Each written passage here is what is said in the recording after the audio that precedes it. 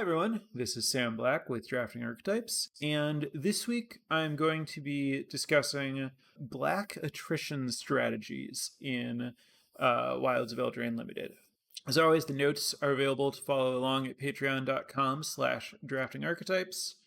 I'm continuing my theme for this set of focusing more on strategic archetypes rather than traditional color pairs or kind of the prescribed archetypes by the signpost uncommons in the set. As a result, I don't really have like 17 lands performance statistics to point to on how successful this like strategic bucket or archetype, if you will, is overall, because that's not really how 17 lands breaks things down. So your guess is as good as mine on how good this strategy is. I'm less focused on that and more looking at possibility space that exists and how to maximize performance within that space. If you're looking to win a lot, I would recommend looking on 17 lands for what things have been successful in aggregate. And also, I would recommend, if you want something more specific and maybe underdrafted, my episode last week on bargain blue decks that heavily use the bargain mechanic is still my preferred strategy, especially in best of 3 drafts. But the show must go on, so I'm going to be looking at other things that you can do, even if I'm still mostly in the space where the controlling blue strategies are most of what I want to do when I can. So I regularly mention this thing that I refer to as the like tempo attrition spectrum that not all listeners are familiar with, and I think very few other like content creators or Magic players really talk about much. I don't know if that's that other people don't agree with me or don't find the framing useful, but it still means something to me, and given that I'm going to be framing the discussion around it somewhat, I figured I should explain it a little bit more today.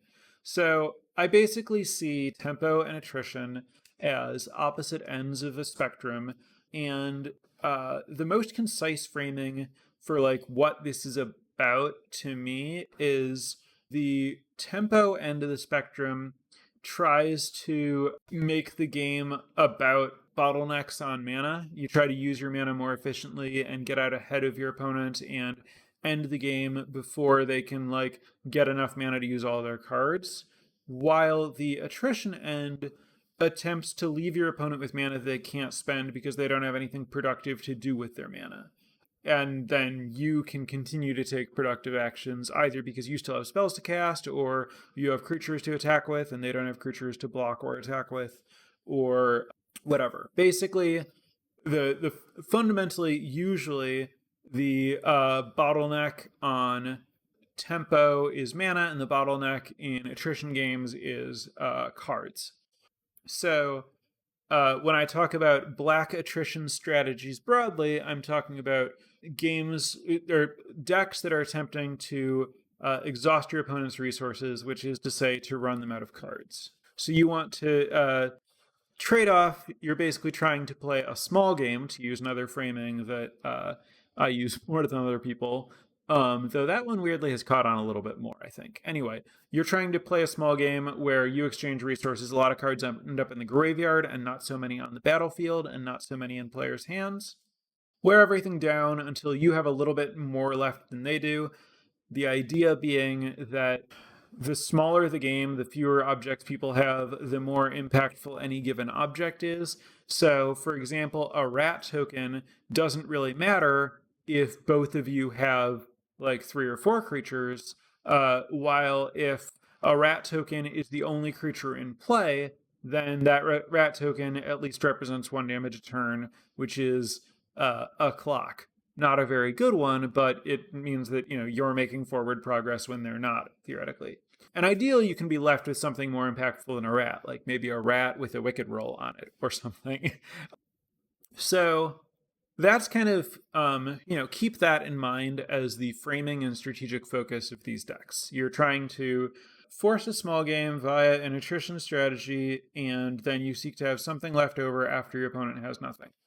To do that, you need to have a variety of answers that will line up well against your opponent's threats. You don't want, just a bunch of Shatter the Oaths, because you need to be able to make the game not about tempo, and if you just have a bunch of 5-mana removal spells, your opponent will be able to dictate the terms of the game and tempo you out. So you want some cheap, efficient removal like Rat Out and Candy Grapple that can slow the game down enough to make it about attrition rather than allowing your opponent to dictate terms and make it about tempo. But you also, once you've slowed the game down, if all you have is cards like Rat Out and Feed the Cauldron. Rat Out's the 1-mana instant that gives -1/-1 and makes a rat token. Feed the Cauldron is the 3-mana instant that destroys a creature with mana value 3 or less, and if it's your turn, makes a food. If all your removal is that stuff that's like efficient against little creatures, then you just drag the game out until your opponent plays their big creatures. Your removal doesn't answer their big creatures and you lose. So you need to have a nice mix of cards that can answer all of the sorts of threats that your opponent presents on the appropriate turns.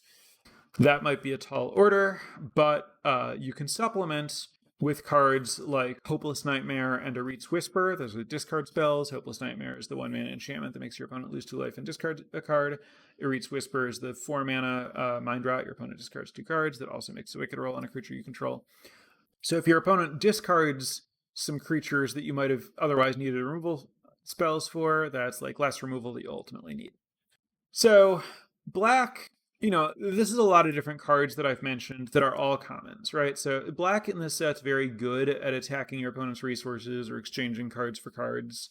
Nightmare, Whisper, Grapple, Feed the Cauldron, Rat Out, Shatter the Oath. That's like a bunch of removal. And every single one of those cards, except Candy Grapple, leaves something behind. You're always trading 1 for 1, but you're up like an object. It's usually not a very meaningful object, but it's something. And that's why black plays such a good small game. Is the smaller you can keep the game, the more impactful each of those like random little objects that you're left with are. And black's threats work the same way. Black's threats tend to come with an extra object. Minstrosity, the 2-mana 3/1, when it dies, you get a food. Sweet Tooth Witch, the 3-mana 3/2, that when it enters gives you a food. Voracious Vermin, the 2-mana 2/1, that when it enters gives you a rat. Conceited Witch, the adventure that gives you a roll, and then it's a 2/3 menace. And Fell Horseman, the adventure that is a raised dead, returns a creature from your graveyard to your hand, and then it's a 3/3. All of those, like if you can trade the creature for something, leave you up an object somewhere. So black continues both in creatures and in spells at common to be really, really good at like generating incidental objects while trading stuff off. And so again, the more you can force a small game, the more relative impact these extra objects have. Also, because black is like making all of these random objects on all these exchanges, black is very good at using cards with bargain. So Rowan's Grim Search, that's the 3-mana instant with bargain, lose 2 life, draw 2, but if you bargain it, you get to look at the top 4 cards of your deck and put 2 to 4 of them in your graveyard before you lose 2, draw 2. It's not a very good card, but if you're really dedicated to answering all of your opponent's threats, then the life pressure that it puts you under doesn't matter as much. If you're making food, you can gain life to offset the life loss. And looking at a bunch of cards and then choosing 2 of them is a pretty good way to get meaningfully ahead in a small game. And so taking advantage of cards like that, but also higher rarity cards like Vampiric Rites, that's the bonus sheet enchantment, 1 black enchantment, 1 in a black, sack a creature, gain a life, draw a card. Dark Tutelage, another bonus sheet enchantment that is basically like a Dark Confidant, but on a 3-mana enchantment instead of a 2-mana 2/1. At the beginning of your upkeep, you reveal the top card of your library, lose life equal to its casting cost, put it in your hand. And at Mythic on the bonus sheet, you have actual Necropotence. Black, black, black enchantment, skip your draw step, and then you can pay life to set aside the top card of your deck, exile from the game face down, top card of your library. And then at your next end step, return it to your hand. So this is to say, that black has like a bunch of these cards that exchange resources for cards. In the case of Vampiric Rites, you're actually going up on life and losing creatures. With the other ones, you're losing life and drawing cards. All of these cards are atrocious in a tempo game. You're spending mana to lose life while not impacting the board. Maybe you're losing creatures instead of life. You're like adding cards to your hand, but like in a tempo game, you won't have time to use them, especially when you're spending a bunch of mana and life to get them. You're just falling so far behind. But if you can keep the board clear, keep the game small, keep your life total high, answer everything your opponent's doing, then these are cards that can pull you way, way ahead. So the reason to play a black attrition strategy is really to take advantage of these cards that are pretty hard to play. Very few decks actually use these cards well, and so they tend to go pretty late. Dark Tutelage, in my experience, seems to routinely table, and so there's a lot of potential here if you can turn these like pretty bad cards into good cards. This archetype, like when you're drafting this archetype, you're going to prioritize like removal and these like creatures that offer you something inherently pretty highly. But those cards are really flexible. If you just have a bunch of those cards, you are not in any way locked into this like black attrition framework. You could just have, use removal in the tempo friendly way, where you have a creature, your opponent has a creature, they're trying to block, you use your removal spell to kill their creature, now you kill their creature and you get some damage in. And so in this way, you're kind of turning all of your removal spells into Searing Blazes. Searing Blaze being 3 damage to a creature, 3 damage to its controller. So like if you have a creature and you're killing a blocker and that lets you hit the creature, every time you kill a creature, you get some damage. You're basically adding damage as an effect to all your removal spells. So then you're like just ending the game on your opponent's life total. And in that world, you're probably playing more of a tempo game plan. Removal is very flexible. It can play in a tempo or in an attrition game plan. So you're not really like locked into this like attrition strategy until you start trying to use and maximize these really grindy black cards that let you trade other resources for more cards to pay you off for the attrition game plan. And that's where you start to really like narrow in and focus on what you're doing. But as far as like the flexibility and utility and strategy of drafting it, you don't want to like get too locked in before you need to. So it's safest to just like draft the black removal as open-ended good black cards and then figure out if like this is the strategic space that you want to occupy later. As far as colors, I've mentioned this as black. I don't view this as exclusively or necessarily mono black. I think that the black cards are self-contained, like they include all of the pieces that you need to be able to execute this strategy. But I don't think that black is so underdrafted that you'll regularly be able to do this in mono black. If you happen to be at a table where no one's black, great, I could see you having a successful mono black deck. But this format makes mana so easy that I wouldn't expect it to go that way. I would expect that you're going to have some other colors in your deck. Looking a little bit more deeply into how other colors fit into black control / black attrition / the archetype and strategy that I'm talking about.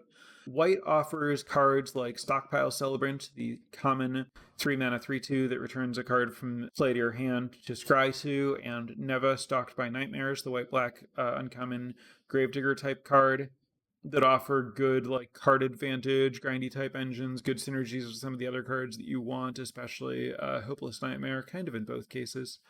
And then it also has, some removal that plays well with the bargain theme, like Kellen's Lightblades, the deal 3 bargain, kill an attacking or blocking creature, and the Princess Takes Flight, the saga that exiles something and then gives it back, but not if you sacrifice the saga. So very, very easy to play white-black as an attrition deck. Blue offers like a little bit of additional interaction, but mostly better card advantage sources.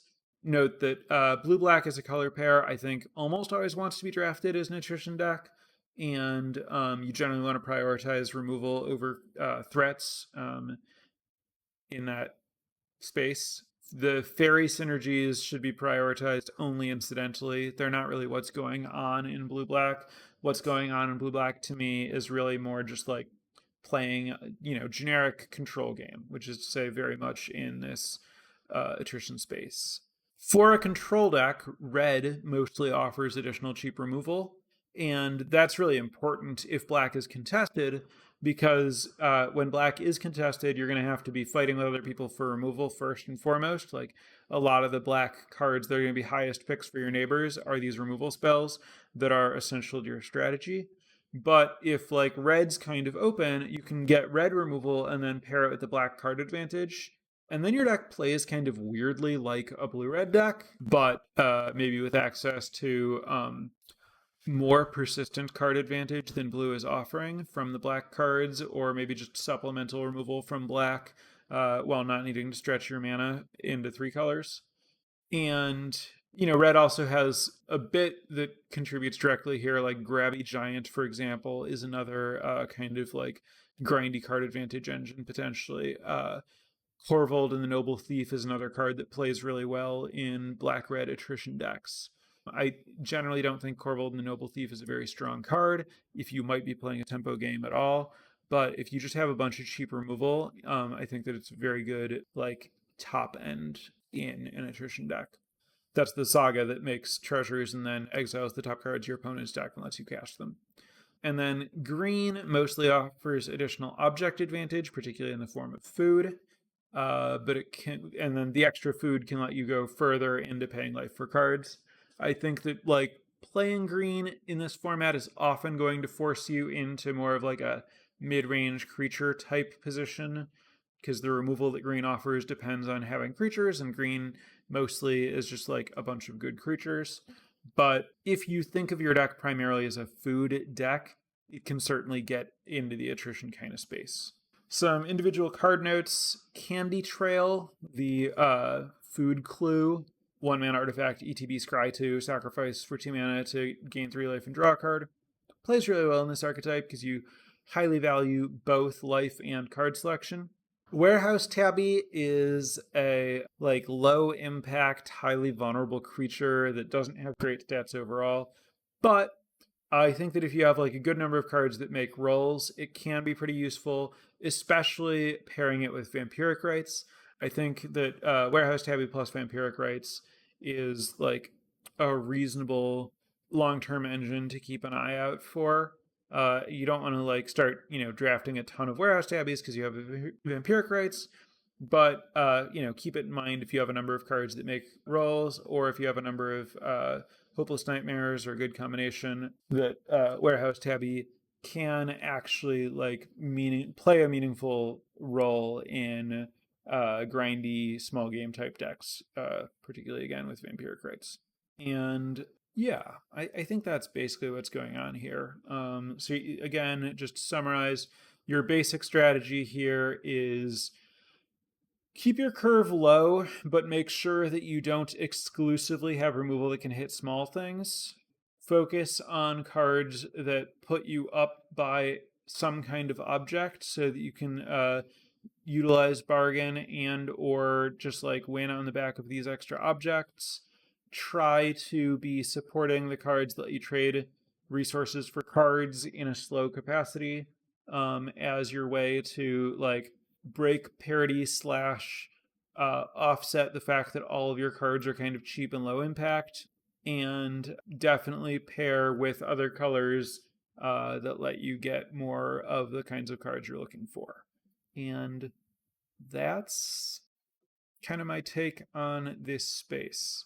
So I'm going to turn it over to chat for any additional questions or commentary you'd like to see on this. While I'm letting people think about that, I want to, as always, thank the new patrons this week of patreon.com/draftingarchetypes. So thank you so much to Michael, Troy, Olivia, Philip, Yana, and Rylan. Really appreciate support. Thank you so much. Really nice to see an outpouring of support this week. I'm going to assume that I can credit that to the previous episode resonating with some people or people liking it. At least that's my assumption, just because I think it was a pretty good episode personally. So it's good to see, when I have something that I'm proud of, to see that resonate with other people and get some support. That said, anybody have any questions for me about these black decks? What would be the ideal set of removal for such an archetype? I mean, as many Candy Grapples as you can get. Candy Grapple, I think, is basically just better than the other removal here, especially because you're really good at enabling the bargain. Even though the other things are the cards that leave you up objects, Candy Grapple just trades efficiently with such a wide range of creatures, and even the creatures that like don't die to -5/-5, you'll often be able to like finish off in combat, so it can kind of let you kill whatever. So like as many of those as possible, and then just like, a random smattering of Feed the Cauldron, Rat Out, Shadow the Oath, the 4-mana Exile, Scry 2 if you have an enchantment uncommon. It's weird to try to dream up like the ideal removal package, because it just starts to feel unrealistic when you're like, well, I just want a bunch of premium commons, really. Because like that's true, but like how many do you expect to get? But like sometimes you do get more than you expect. So I think it's more, it's closer to being how much removal do you want. But even that I struggle with. I generally struggle with like, I don't know, drafting by numbers, like formulaic type guidelines. I guess I would say you probably want 10 or so cards that like directly trade a resource of yours with a resource of your opponent. So like removal plus discard, but like more than 10 doesn't seem like it would necessarily be bad. I've heard a lot of people talk about the tempo to value spectrum. Is this fundamentally similar to tempo attrition spectrum I talked about, or do I feel there's a meaningful distinction between them? First of all, I think value is like a nebulous enough term. Like you can get value on any axis. So I don't really like trying to set it up as a spectrum, and I don't really like trying to guess how other people are using terms.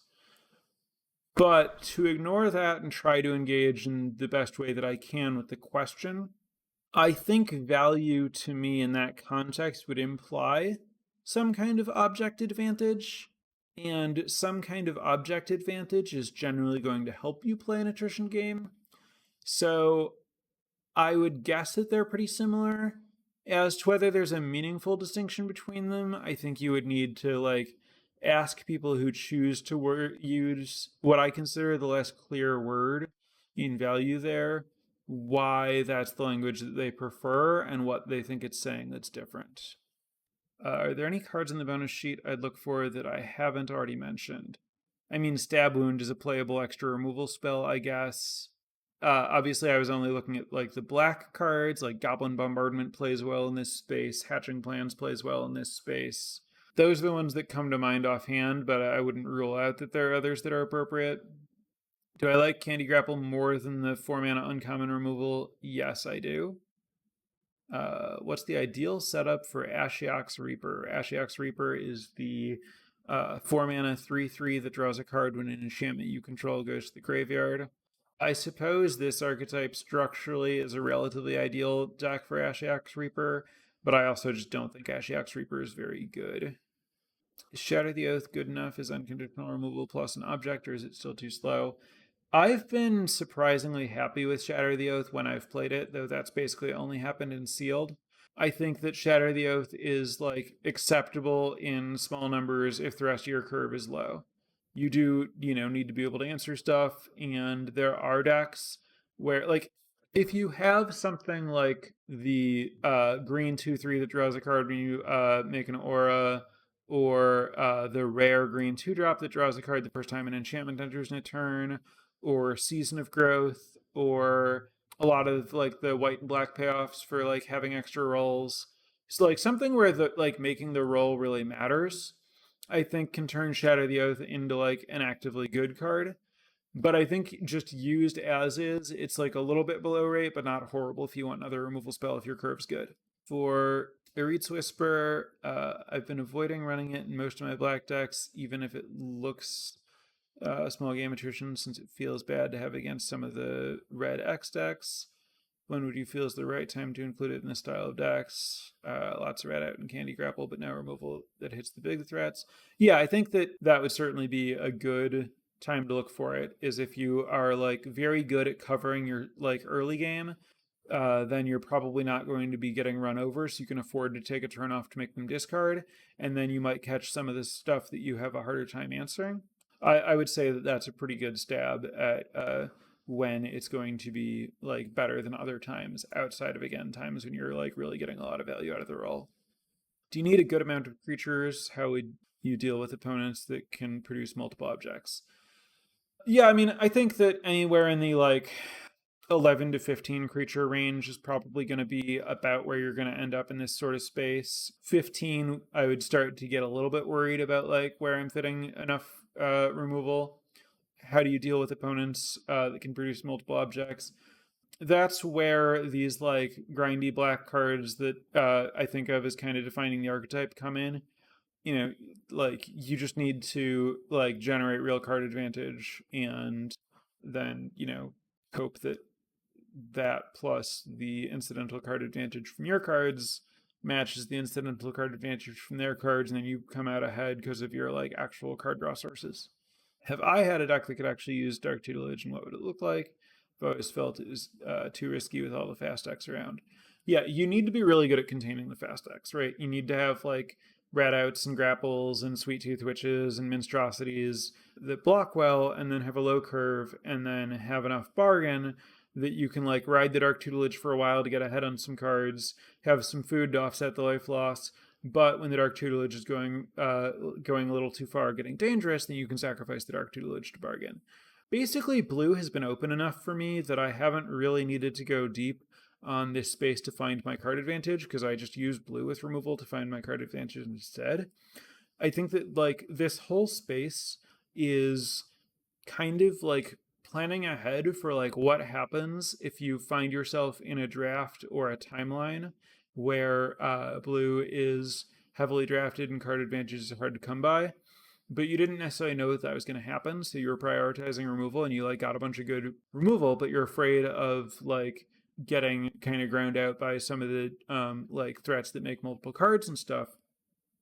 So you need some actual card advantage, and blue, which is the easier source of good card advantage because cards like Into Fey Court and Hatching Plans are both really good and go kind of late. If you don't have access to that, then you can find yourself in a space where it's like worth finding a way to use the like black card advantage package, and then this would be kind of the blueprint for doing that. Are there any cards or signals in draft that would make me lean toward this archetype? I mean, so the card that I opened that led to really like exploring and thinking about this space in the first place was Necropotence. I decided to talk about this archetype after drafting a deck where I first picked Necropotence. I think Necropotence does have like a real ceiling in this format. It's not like entirely a meme or something. So I guess, as I mentioned, if you have a bunch of removal and you don't have good threats, and blue card advantage is not available to you either because of your mana or because you're just like not seeing Hatching Plans and the other blue card draw stuff, but you need to like make something functional out of like a bunch of removal that you took early, then I would try to like backdoor into this by getting the other card advantage enchantments like Vampiric Rites, Dark Tutelage, or just like chaining together some Grim Searches and maybe like Grabby Giants or something. So it's more of like this is where I would fall part of the way through the draft. Like I'd pivot into this from having a bunch of good removal more than like I would open a card that would like send me down like, okay, this is what I'm doing outside of Necropotence. I wouldn't mind like drafting around Necropotence again. How would Prism play with this archetype, and how would it play with playing more than 2 colors? Prophetic Prism is a card that you can use to bargain that's not very valuable for this deck that's really good at making stuff that can be bargained with. But if you're more than 2 colors, it's a great way to splash multiple colors. I think that especially, if you are playing a card like Necropotence or another card that wants a lot of black mana, but then you're splashing like removal or life gain from multiple other colors. Prophetic Prism can be very valuable for doing that. Shimmering Grotto also plays really well. This kind of deck really likes Scry, and when you're trying to mostly play like cheap removal in other colors, Grotto is much better at splashing cheap cards than expensive cards. So I could certainly see a deck that tries to have like 5-ish prisms and grottos, and then kind of splashes useful removal cards from a bunch of other colors into a primarily black deck. Any thoughts on why Grave Pact has one of the lowest win rates of the entire set? Looks so powerful and limited. The mana cost is tough, but is it only that? I would certainly guess that's a big part of it. I have not been in a spot to play Grave Pact myself. The mana cost is a real problem. I do think that if you can draft like a really heavily black deck with like a number of rat makers, especially if you have a way to sacrifice them, like the idea of like Grave Pact plus Vampiric Rites plus a bunch of rats just sounds totally delightful, but not particularly easy to get together. I also think that like part of the issue is I feel like black is drafted pretty heavily, and that makes it hard to have a deck that's black enough to run Grave Pact successfully. Because of how Necropotence works, both cost life and prevent you from drawing in your next draw step, would you prefer to play it early or to wait until you have full control of the board? You basically never want to cast Necropotence on turn 3 Unlimited. Your goal is to basically empty your hand. Like I usually cast Necropotence when I had about 2 cards left, and when I had 5 or 6 mana.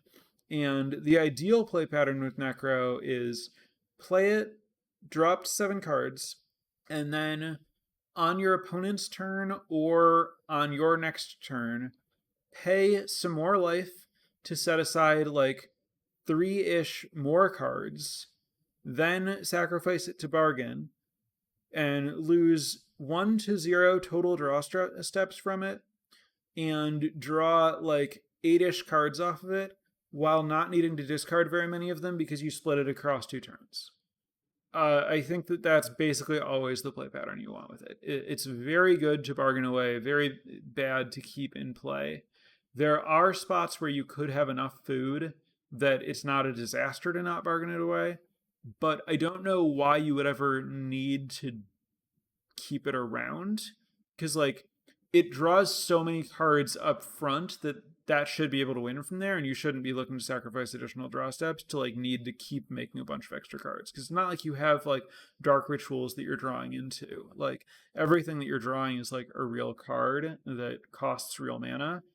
Yeah, you're definitely looking to bargain away Necropotence. Even in the decks that have life gain to offset the life loss, like you're still planning to go like, all right, I'm going to use life gain to cushion my life, to pay Necro, to play a bunch of life. Then I might get in the danger zone, but I have more life gain that I can get just to like cushion my life total for other purposes, not even to feed back into Necro again necessarily.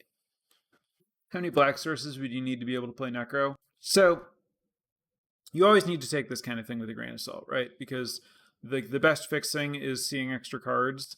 So like, 8 black sources with a total ability to like draw and or scry 13 cards across every card in your deck is very different than 8 black sources with a total ability to draw and or scry 2 cards across your entire deck. That said, I don't know, shoot for round 10. All right, I'm going to assume we've basically covered it. So thanks everyone for listening. Thanks especially as always to those in chat who offered up some questions for follow-up discussion here. Good luck to anyone competing in any big events this weekend or small events or what have you, and have a good week, and I will be back next week. Bye for now.